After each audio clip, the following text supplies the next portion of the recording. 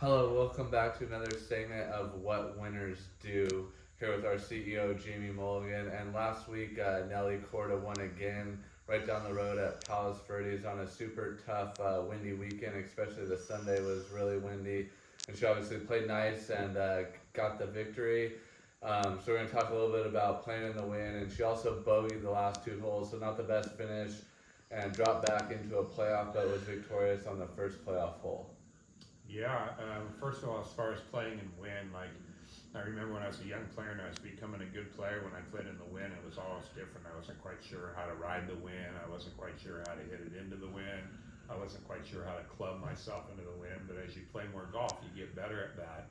And when you really think about it, like California is like one of the most famous places that we go, or what people play golf for a living.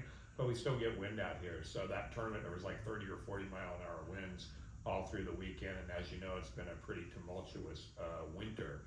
And Nelly was swinging beautiful. I think you saw last week, from Monday through Sunday, it looked really, really nice.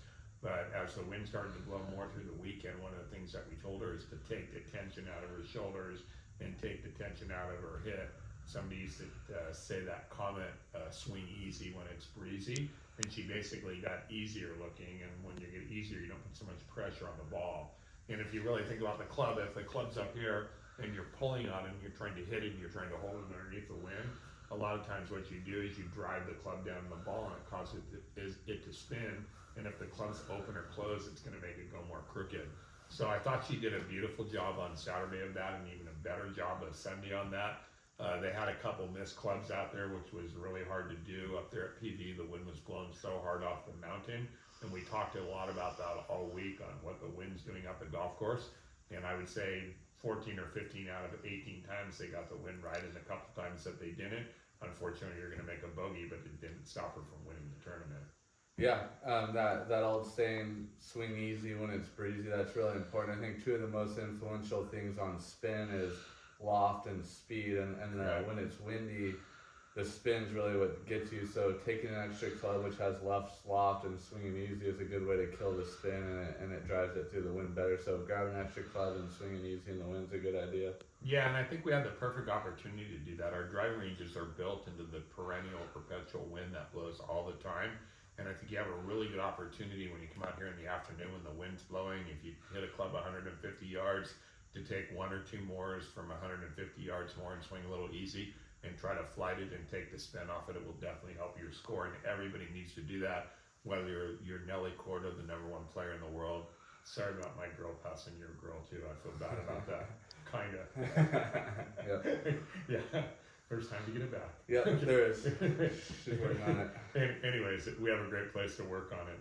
Yeah, definitely. Yeah, our range is great, and the wind's usually in too. So, looking at a pin that's 120 yards, which whatever club it is, and taking two extra clubs and just trying to chip some to that flag and working on your knockdown shots. Our range is perfect for that. Yeah, and then the last part of it, as far as just the resilience thing and the reset thing, I think everybody that plays the game can reset. It's a hard game, and it's not a game of perfection. You're not going to hit every shot perfect, but your attitude really is really, really key. So last week at the tournament, I went out there to see the finish of the tournament, and she got wrong clubs on the last two holes and made bogeys and slipped from leading the tournament into a playoff. And we knew that she was hot coming off the course. I don't know if I would have known this when I first started coaching golf on tour 30 years ago, but I could definitely see it in her face. So when she got done signing her scorecard, we basically told her, like, hey, you can get as mad as you want, and then we're going to ask you to reset and become positive. So just let it out. And she let it out. It was just her and I. We were on the putting green hitting some putts. They were still waiting to finish behind them. So you were up there. You kind of saw what we did. We hit a few putts and we rolled it, and then all of a sudden I asked her, are you ready to be positive? And she said barely. And then I asked her a minute later, so you ready to be positive? And she said, yeah. And we just went into, you're playing great and your week's been great and everything looks really lovely and you got an opportunity. Let's go win this playoff. Let's be the most comfortable Nelly that you can. And she totally reset, which is what the great ones do. And I think that's something all of us can learn too. Golf is tough, and when it feels bad to you, in order to reset to become a better player, you can do that if you make a bogey or a double bogey to make a par on the next hole or whatever you do. people say I had a really bad day on the golf course. Those are normally the ones that manifest because you had a bad day. So that victory was really satisfying when she made that putt in the playoff to win the event. We were thinking, wow, that was a great reset, and a W is a W, and it felt great. Yep, yeah, she had a beautiful iron shot in there and rolled in that 12 or 15 footer, whatever it was, for the win. Cool. Yep. Hopefully you guys are enjoying these, what the winners do. We want to make you better as well as be able to help the players that we get to help.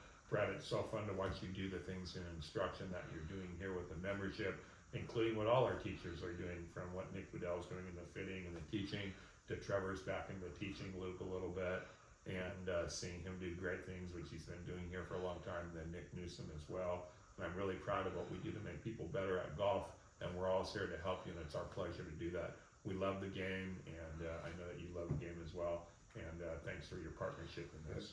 Of course, thank you. Thank you.